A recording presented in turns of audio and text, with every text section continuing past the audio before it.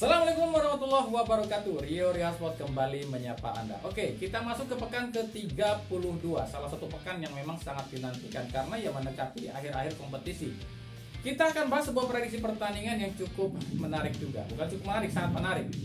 Duel dua tim saudaraan, duel klasik, duel apa ya mungkin ya. Duel sangat bersejarah mungkin. Cuman di laga ini akan terjadi beberapa hal yang unik. Nah, uniknya apa sih?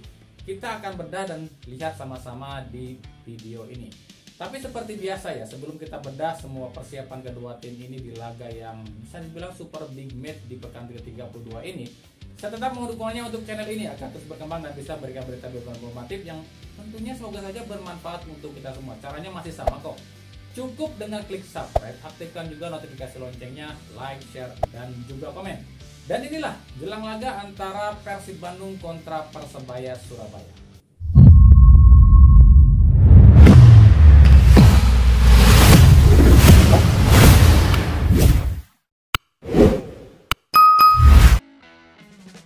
Duel seru dan unik akan tersaji di pekan ke-32 alias salah satu pekan penentuan juga.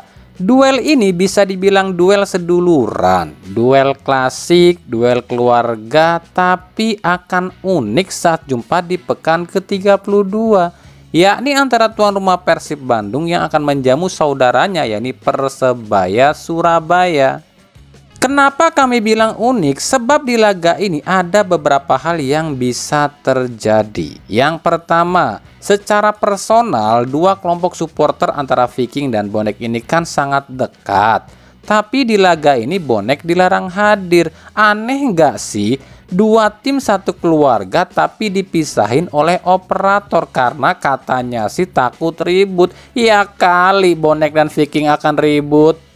Yang kedua, para bonek atau sebagian bonek pasti inginnya Persib yang menang di laga ini. Kenapa demikian? Sebab sebagian bonek ini udah pasrah, Persebaya ini udah nggak bisa kejar 4 besar. Meskipun Persebaya sapu bersih 3 laga sisa, total poinnya cuma 48, yang artinya nggak bisa masuk 4 besar. Dan tentu saja sebagian bonek ini ingin saudaranya yakni Persib yang melaju ke Champions Series dan juara. Sebab jika Persib juara, maka bonek pun akan pesta karena sama aja yang juara itu Persebaya. Tapi sebagian bonek lain yang ngakunya bonek garis keras pasti inginnya Persebaya yang menang di laga ini dengan alasan harga diri lah, terus juga terhindar dari degradasi lah, inilah itulah, makanya laga ini akan unik. Yang ketiga, perang antar klub. Di sisi klub sendiri ya, Persib yang notabene saat ini dikritik dan lebih terkenal disebut tim settingan, yang artinya bisa disetting menang, imbang, atau kalah. Justru akan melawan tim yang anti dengan settingan dan anti dengan PSSI dan LIB yakni Persebaya.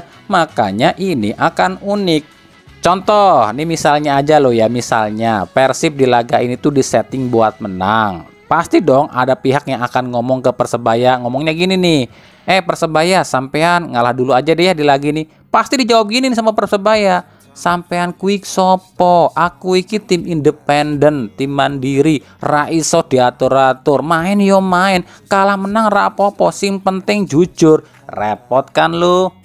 Persib sendiri sebenarnya di laga ini nggak main ngotot juga nggak apa-apa sih, sebab ternyata Persib udah lolos lebih cepat dari dugaan, yakni usai Persis Solo kalah tipis 1-0 dari Persija Jakarta. Tapi jika Persib ingin finish di urutan kedua dan masuk ke ACL, ya Persib wajib menang di laga ini.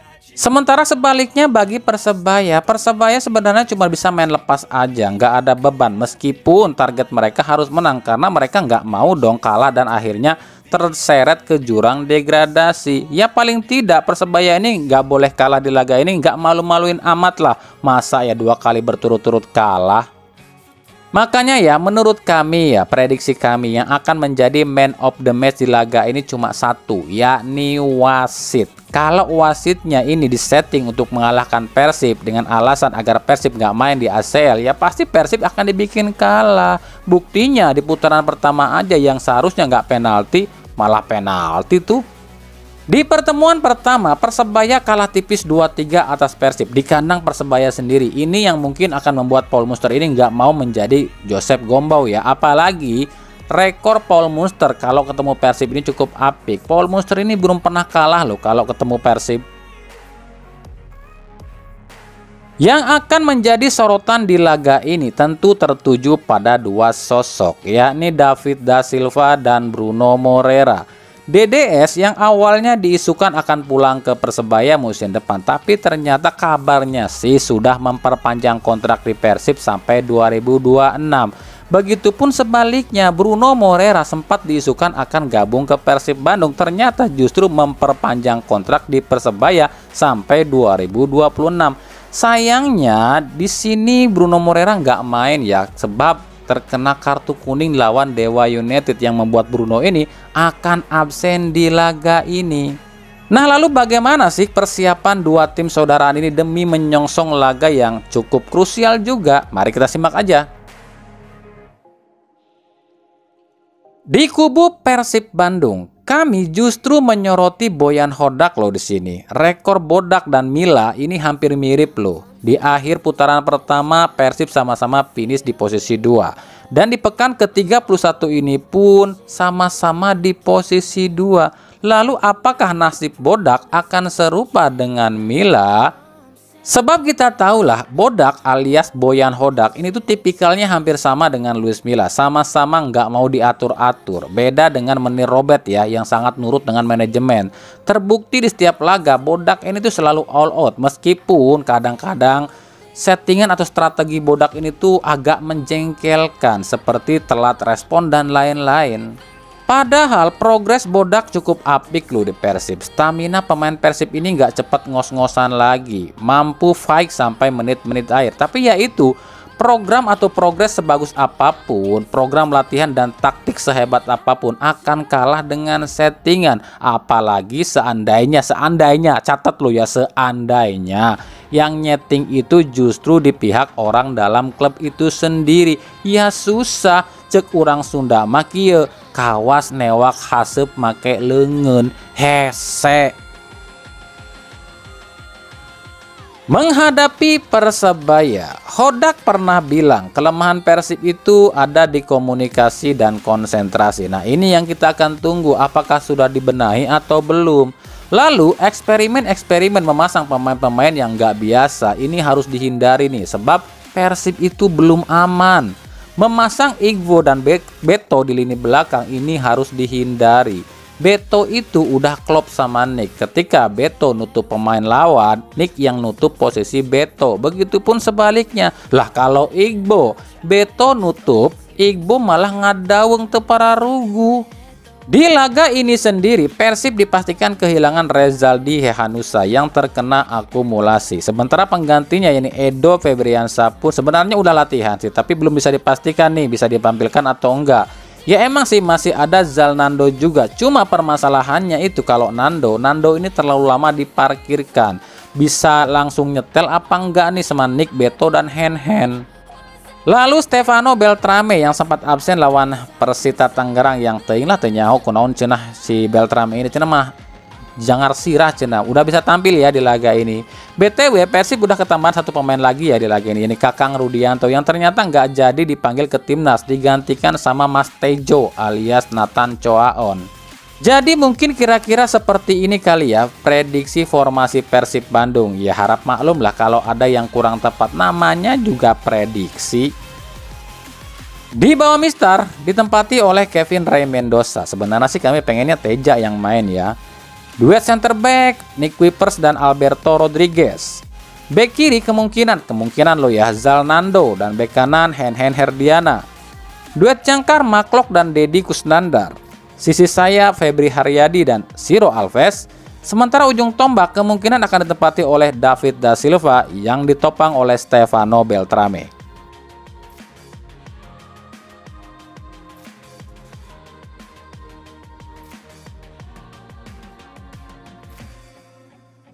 Sementara di kubu Persebaya, usai kekalahan menyakitkan dari Dewa United, terjadi perpecahan di tubuh Persebaya. Ada yang saling menyalahkan, khususnya pada kejadian Ripal Wahyudi. Banyak yang menghujat Ripal sebab dianggap biang kerok kalahnya Persebaya dengan kartu merahnya. Tapi Paul Munster pasang badan dan mengatakan, jika ada yang mau disalahkan, salahkan saya, jangan menyalahkan pemain. Sebab pemain itu saya yang menginstruksikan. Jangan saling menyalahkan antar pemain. Kita menang sama-sama, kalah pun sama-sama, ujar Paul Munster. Nah, di Persebaya ini ada yang lagi rame loh. Usai diacak-acak oleh sang mantan, yakni Ricky Kambuaya di Dewa United, para bonek ini berbondong-bondong ingin Kambuaya pulang ke Persebaya bersama Ahmad Noviandani. Oke, soal Kambuaya ini kita akan kasih intermezzo dikit aja ya. Ini cuma intermezzo atau mungkin flashback dikit ya.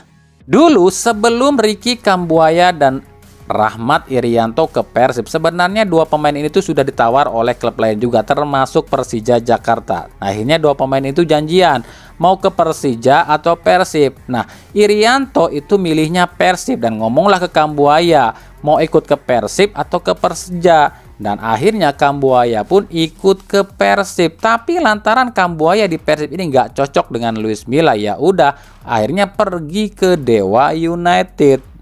Nah, sekarang Irianto ini ngajakin Ridho nih buat ke Persib, tapi Ridhonya nggak tahu mau apa enggak ya. Terus ngajakin Kambuaya juga buat balik ke Persib, tapi Kambuayanya nggak mau balik lagi ke Persib.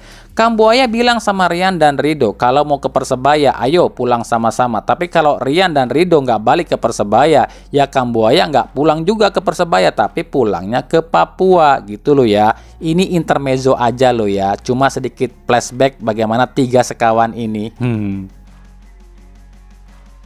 Nah, menghadapi Persib Bandung, Paul Munster ini menargetkan 3 poin di laga ini. Apapun caranya, sebab rekor Paul Munster menghadapi Persib ini cukup apik. Atau istilahnya Paul Munster ini nggak mau malu lah. Tapi Paul Munster dihadapkan dengan berbagai persoalan, khususnya hilangnya beberapa pilar utama. Seperti Ripal Wahyudi, Hernando Ari, M. Hidayat, dan tentu saja sang top scorer sementara Bruno Moreira. Padahal para pemain ini adalah pemain paling penting semua loh, khususnya Hidayat. Udah nyari Ripal absen, Hidayat pun absen. Praktis lini tengah Persebaya cuma bisa mengandalkan Andre Octaviansyah. Mumet kan? Tapi tenang, lawannya itu cuma Persib kok. Bisa disetting lah, bisa diatur. Dan kira-kira seperti inilah prediksi formasi Persebaya. Di bawah Mistar ditempati oleh Andika Ramadhani. Duet center back diisi oleh Dusan Stefanovic dan Ian Victor. Bek kiri Reva Adi dan bek kanan Arif Catur. Duet jangkar mungkin akan ditempati oleh Andre Octaviansyah yang ditemani oleh Kadek Raditya. Sisi sayap kemungkinan akan ditempati oleh Tony Firmansyah dan Robson Duarte. Sementara ujung tombak tetap ditempati oleh Paulo Henrique yang ditopang oleh M. Iqbal.